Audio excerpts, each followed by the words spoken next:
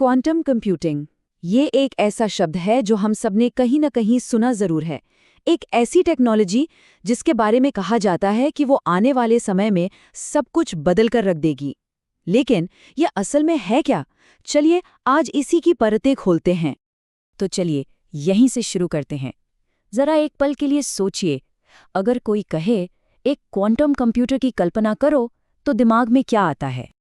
शायद दिमाग में एक बहुत बड़े, बहुत ज्यादा तेज लैपटॉप या डेस्कटॉप की तस्वीर आती होगी, है ना? लेकिन असलियत इससे बिल्कुल अलग है। क्वांटम कंप्यूटर किसी नॉर्मल कंप्यूटर का अगला बेहतर वर्जन नहीं है। नहीं, ये तो पूरी तरह से एक अलग ही तरह की मशीन है। तो सवाल ये उठता है कि अगर ये हमारे लैपटॉप या डेस्कटॉप जैसा नहीं है तो आखिर ये दिखता कैसा है और ये काम कैसे करता है? आइए देखते हैं कि ये एक सामान्य कंप्यूटर से कितना अलग है। इसकी बनावट को समझने के लिए जरा इस विवरण को देखिए। सुनने में किसी साईफाई फिल्म का सीन लगता है ना? चांदी और सोने के तारों का एक उलझा हुआ जाल। ये किसी मशीन से ज्यादा कला का एक नमूना लगता है। तो ये जो खूबसूरत सी चीज है, इसे कहते हैं शैंडलियर। और ये असल में एक बहुत ही पावरफुल फ्रिज है। इसका काम है क्वांटम चिप को इतना ज्यादा ठंडा करना, लगभग एब्सोल्यूट जीरो तक, मतलब इस ब्रह्मांड का सबसे ठंडा तापमान। और इसी ठंडक में इसके क्वांटम गुण जाग उठते हैं। और इन्हीं क्वांटम गुणों की जड़ में है एक चीज, एक क्वांटम बिट, जिसे हम क्यूबिट भी कहते हैं। अब यहीं से चीजें बहुत दिलचस्प हो जाती हैं। देखिए, हमारे नॉर्मल कंप्यूटर में होता है बिट, वो एक स्विच की तरह है, या तो ऑन होगा मतलब 1 या ऑफ होगा मतलब 0।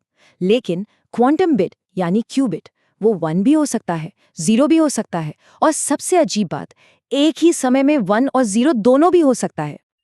और ये जो एक ही समय में 0 और 1 दोनों होने की काबिलियत है ना, इसी जादुई गुण को कहते हैं सुपरपोजिशन। मतलब जब तक हम उसे मापते नहीं, वो हर संभावना में एक साथ मौजूद रहता है।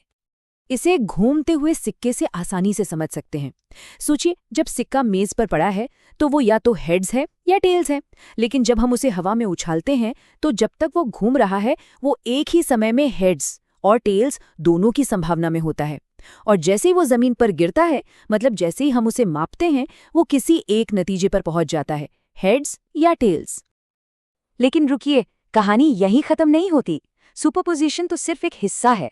असली जादू तब शुरू होता है जब इसमें एक और चीज जुड़ जाती है, एंटेंगलमेंट।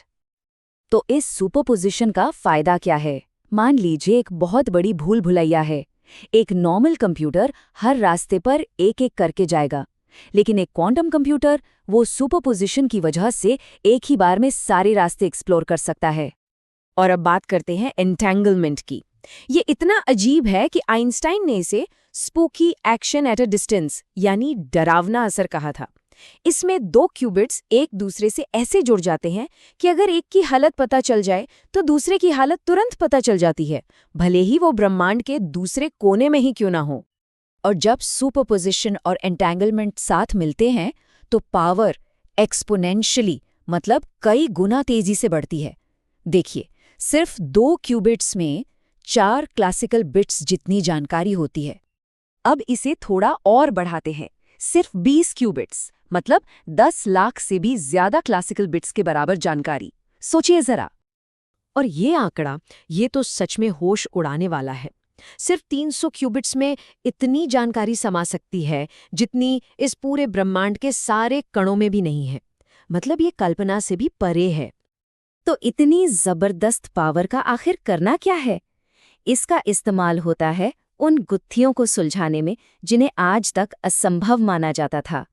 एक बात पहले ही साफ कर देते हैं, ये कंप्यूटर रोजमर्रा के काम जैसे इंटरनेट सर्फिंग या वीडियो देखने के लिए नहीं है। नहीं, ये तो खास तरह की समस्याओं के लिए हैं, जिन्हें हम भूसे के ढेर में सुई खोजना कह सकते हैं। जैसे कि बहुत बड़े नंबरों के प्राइम फैक्टर्स निकालना, जो आज के दौर की ज्यादातर ऑनलाइन सिक्योरिटी का आधार है। इसकी ताकत का अंदाजा शोर के एल्गोरिदम से लगता है। 1995 में ये सिर्फ एक थियोरी थी। फिर 2001 में IBM ने 15 को 3 और 5 में तोड़कर एक छोटा सा सबूत दिया। और 2019 में गूगल के सिकामोर कंप्यूटर ने क्वांटम एडवांटेज दिखाया, मतलब एक ऐसा काम कर दिखाया जो किसी भी क्लासिकल सुपर कंप्यूटर के बस का नहीं था। ये एक बहुत बड़ा कदम था। लेकिन जैसा कि हर बड़ी टेक्नोलॉजी के साथ होता है, ये रास्ता भी आसान नहीं है। अभी भी कई बड़ी चुनौतियां सामने खड़ी हैं। और सबसे बड़ी चुनौती का नाम है डीकोहेरेंस। सीधे शब्दों में कहें तो ये क्वांटम स्टेट का बिखर जाना है। ये क्यूबिट्स ना बहुत ही नाजुक होते हैं। जरा सा भी बाहरी शोर, जैसे हल्का सा वाइब्रेशन या तापमान में बदलाव, और ये अपनी क्वांटम स्टेट खो देते हैं। इससे सिर्फ एक छोटी सी गलती नहीं होती, बल्कि पूरी की पूरी कैलकुलेशन ही बर्बाद हो सकती है। तो फिर इसका हल क्या है? इसका जवाब है एरर करेक्शन, और वैज्ञानिक इस पर कई तरीकों से काम कर रहे हैं। जैसे गलतियों को ठीक करने वाले लॉजिकल क्यूबिट्स बनाना, ऐसे एल्गोरिदम डिजाइन करना जो इस शोर के बीच भी काम कर सकें, और ज्यादा स्थिर क्यूबिट्स की खोज करना। लेकिन सोचिए, जिस दिन हम इन चुनौतियों से पार पा लेंगे, उस दिन क्या होगा? संभावनाएं सच में अनंत हैं। एआई और मशीन लर्निंग से लेकर मॉलिक्यूलर लेवल पर नई दवाइयां और मटेरियल बनाने तक, ऐसी इंक्रिप्शन जो कभी टूट ना सके, और बेहतर बैटरी टेक्नोलॉजी तक, सब कुछ बदल सकता है। तो कुल मिला के बात यह है कि भले ही ये टेक्नोलॉजी अभी अपने शुरुआती दौर में है, लेकिन इसे हकीकत बनाने की रेस पूरी दुनिया में चल रही है। बड़ी बड़ी सरकारें और दुनिया की टॉप कंपनियां इसमें अरबों डॉलर लगा रही हैं। और ये हमें एक बहुत बड़े सवाल पर लाकर छोड़ देता है। जब ये टेक्नोलॉजी पूरी तरह से तैयार हो जाएगी, तो क्या ये सिर्फ कंप्यूटर की परिभाषा बदलेगी, या फिर हमारी इस पूरी कनेक्टेड दुनिया के काम करने का तरीका ही बदल देगी? ये एक ऐसा सवाल है जिसका जवाब हमें आने वाला वक्त ही देगा।